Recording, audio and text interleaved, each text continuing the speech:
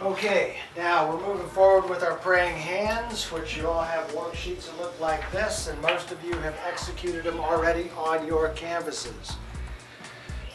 All right, now what I'm going to do is whenever you're doing an image like this, you don't want to start off painting your foreground first, like the hands. You want to start off doing your background first, so that your hands overlay over the top of the background.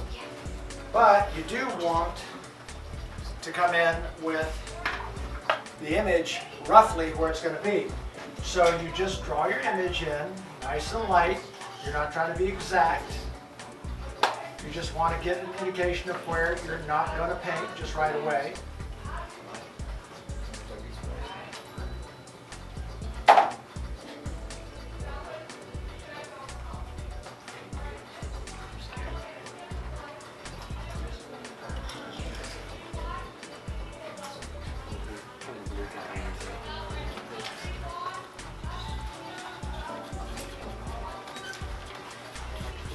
Okay, that's all you needed to do to get the layout.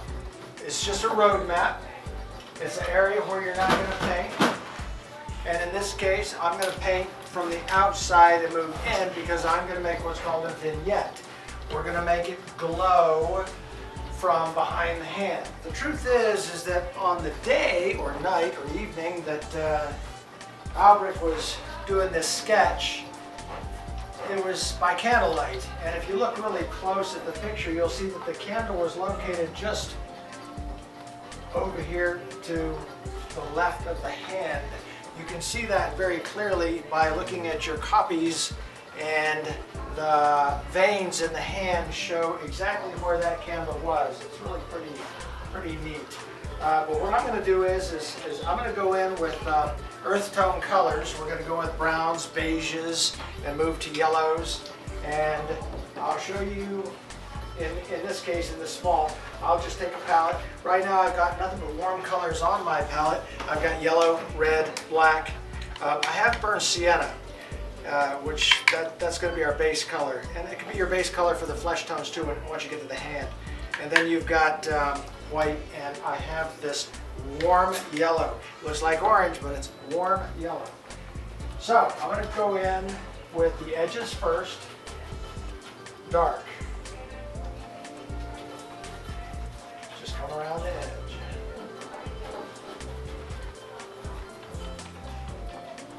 I'm using a dabble motion so that it's kind of almost impressionistic along the back. A little black goes a long way. I'm mixing black with the burnt sienna.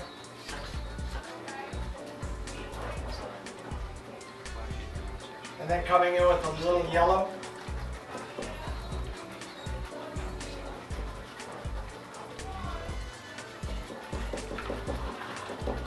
Yellow's going to warm it up. The white, of course, will lighten it up as you're moving closer and closer to the hand.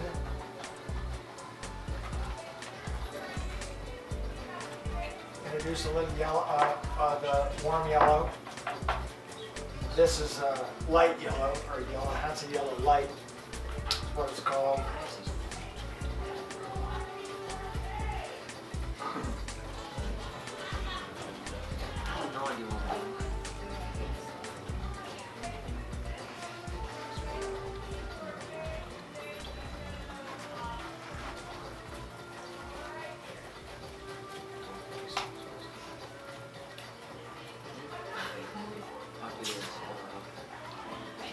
Painting the edges first to get that over with.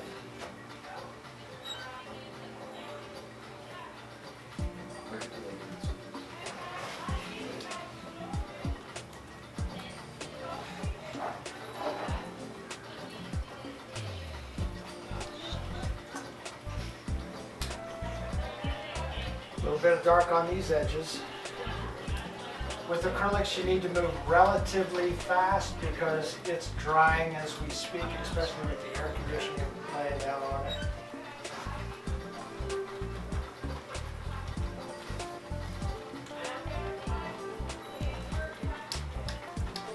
Just let it clog your brush up, get all that paint loaded in there. Don't worry about the fact that it's not even, that's okay.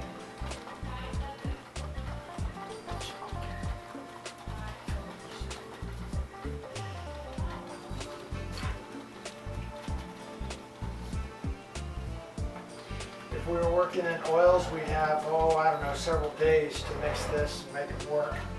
But we're not. It's acrylic, so you gotta be a little quick about it.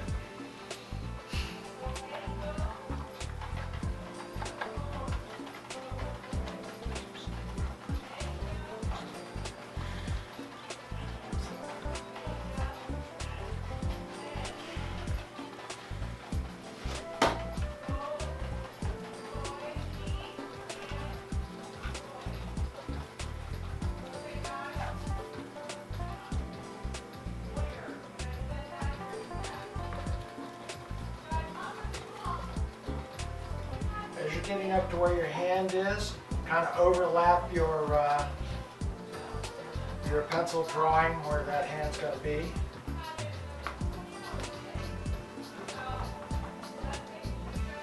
As you get closer and closer to the hand, make it whiter and more yellow, lighter, lighter.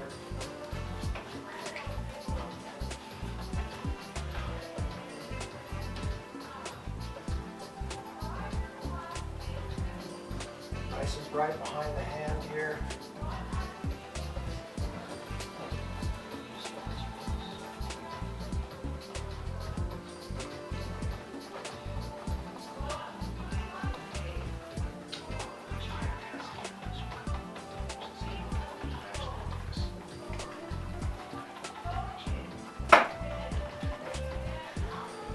Now you got it covered in paint. See that disgusting mess? If you were to turn off right now, you'd know what a failure looks like. This is where you have a love-hate relationship, where you hate what you're doing. Now we go in and we patiently go round and round from the outside in or from the inside out, doesn't matter, because you can't do both at the same time. And you start to groom all that pigment. Okay? Get yourself a rag, keep a rag handy because you want to clean out your brush. Get rid of all the light color. And let's go up here.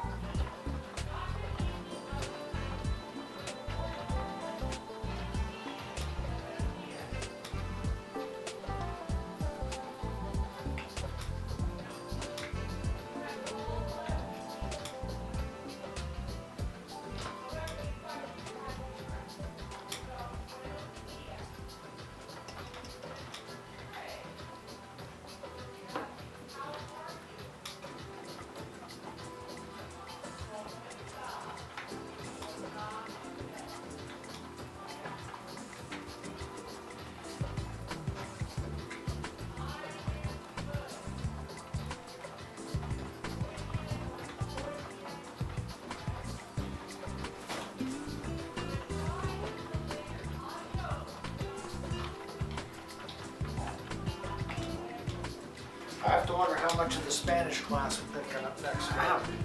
Is this good? I can't tell.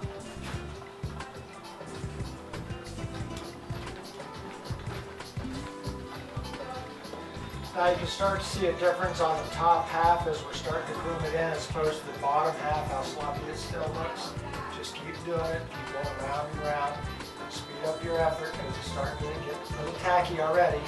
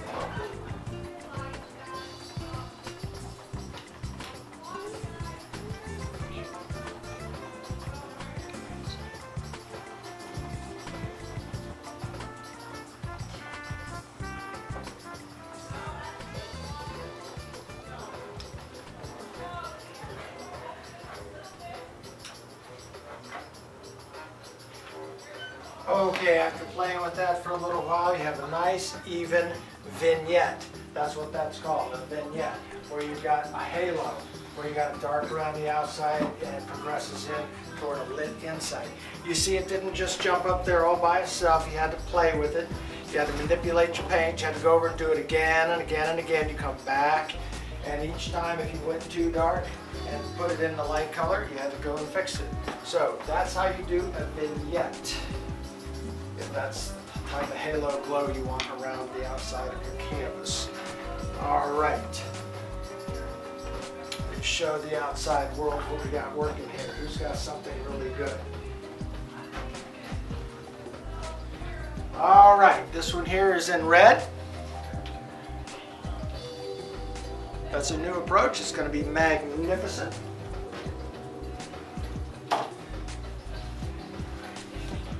This one here is in very, very strong colors. I like that a lot. Oh, I love yours too. That one looks very nice. Let me see that slate blue one. Let me see that. Okay, this one here is an interesting one. He's got a blue glow in the background there. That ought to be really hot to look at using cool colors. Okay, let me see what we got. All right, this is one of my favorites here. This fellow here says, I can't draw hands, so he drew it cubistically. So he's doing a cubistic piece. Very excited to see how this one turns out.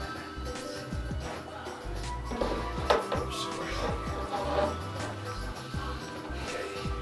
All right, now I'm going to give you a quick pointer on flesh tone. Flesh tone. Let me get a mixer.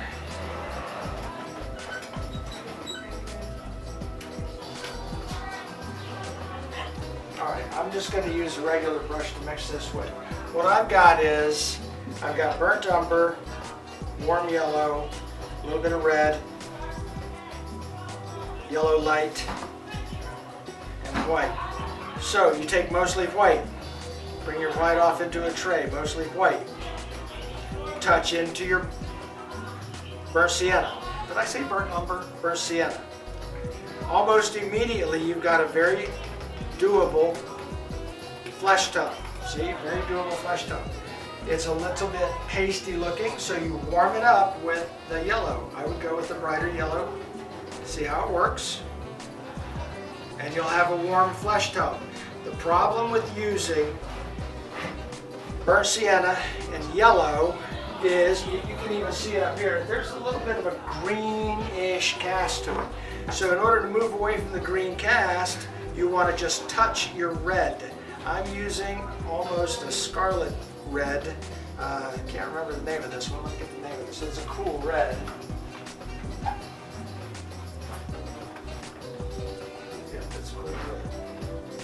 Okay, it's just plain old cool red. It says on there. It's a school color that comes in those gallon jugs. So it's not like you're doing fine, fancy tube acrylic. But it's a cooler red as opposed to the warm red.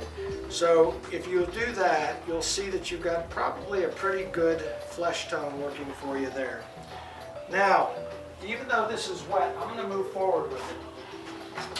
What you need to do is just take a neutral flesh and go down your finger. Just make your finger in there where it's believable and bring your finger down, just like that.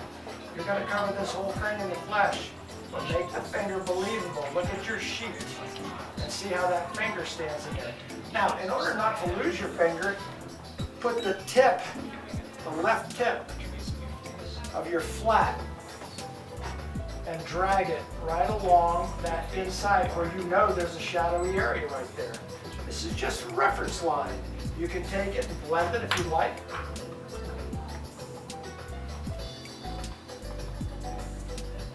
You know there's another little shadow right below it. You're not painting the finger, or you're not painting the hand right now. You're just remembering where your shadowy areas are. Bring it down like that.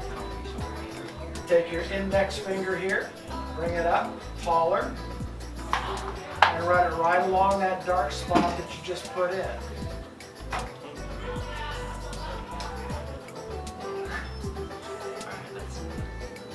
Make each one of your fingers believable.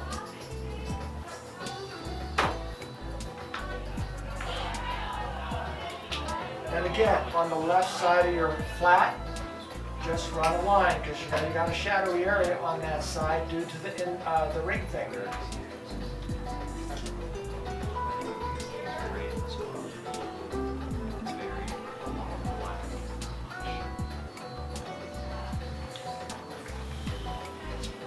Guys, okay? Okay.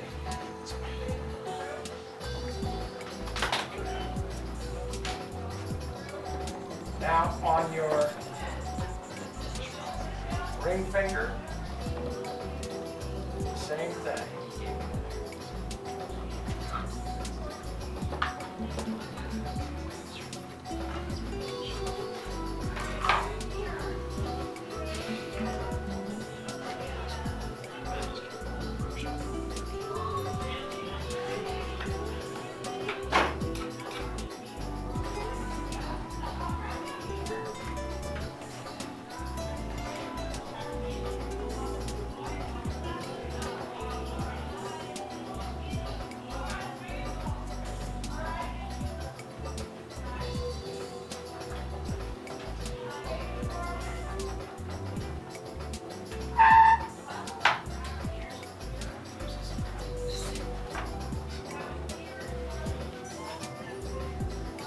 Finally get your little pinky in there.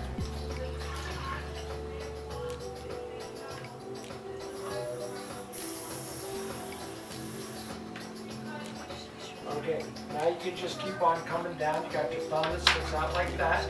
Overlap it over that background color.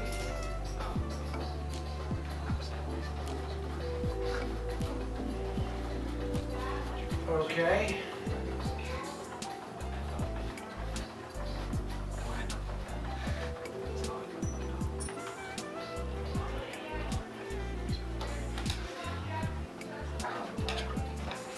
And you know guys, tell me, the ambiance sound, you can hear every conversation you make. Okay, your conversation is on that. Okay, bring this finger down like this to get that shadow.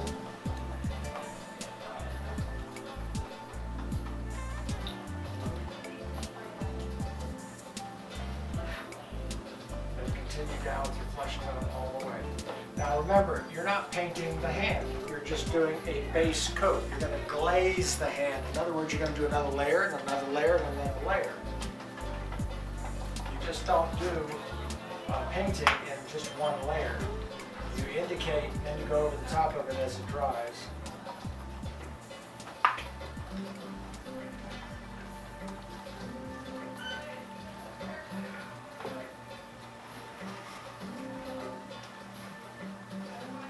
Okay, now I'm going to work on the back part of the hand by putting in some darker color.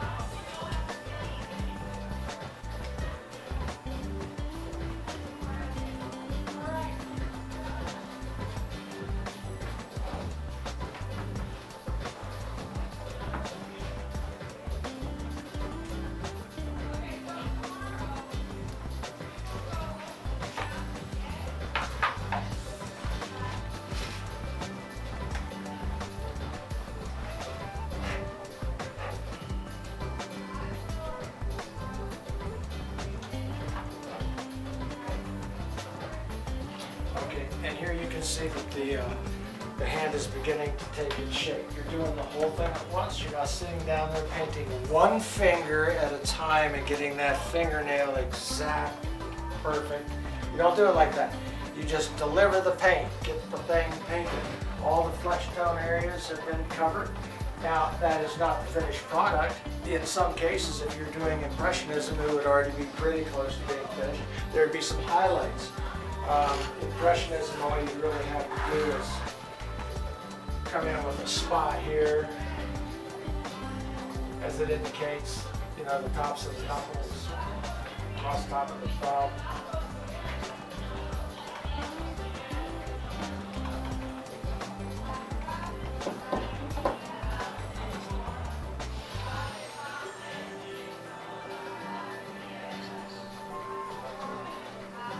But in this case, we're going to let that dry, and well, let me see here. What do I got? Right here. We could do that piece of fabric with what we got right here. Let's just do that.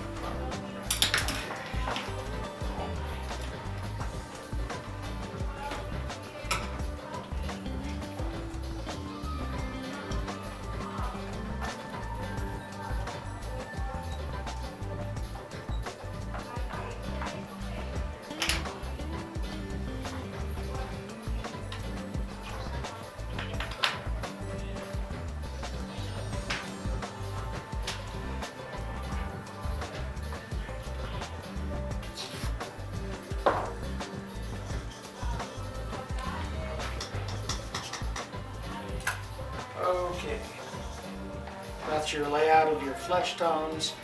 Now, as that acrylic begins to dry, you can go back inside and you'll start to refine those areas. If you try to do it now, you're just mixing color. It'll work if that's what you want to paint. Or you can come in with glazing over the top of it and start to make it look more three-dimensional. Okay, that's going to be it for the time.